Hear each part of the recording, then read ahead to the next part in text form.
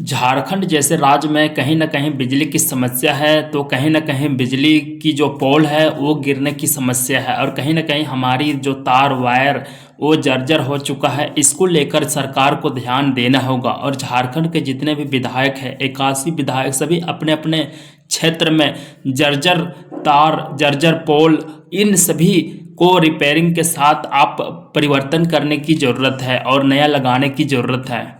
सबसे पहले अपने क्षेत्र के विधायक को ध्यान देना होगा कि हमारे क्षेत्र में क्या समस्या है। खास करके बिजली तार वायर जितने भी जर्जर है, पोल है, इन सभी कम से कम सुरक्षित रखना आपका दायित्व है और इसके प्रति सबसे पहले ध्यान देना होगा।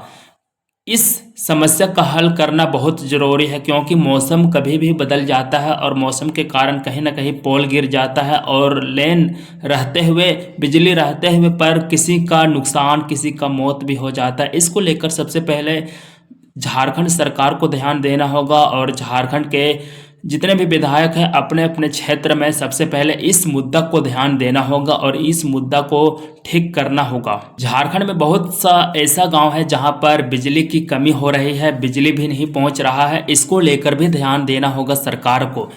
और दूसरी बात, नेटवर्क और बिजली, ये सबसे बड़ी समस्या है। नेटवर्क आने की, मोबाइल नेटवर्क कहीं ना कहीं ऐसी भी गांव है जहां पर नहीं पकड़ता है, 4G तक ही सीमित रहता है, 5G तक नहीं पकड़ता है। इसको लेकर भी ध्यान देना होगा ताकि नेटवर्किंग सिस्टम बना रहे। सच्ची और अच्छा गांव की पहचान यही होती है।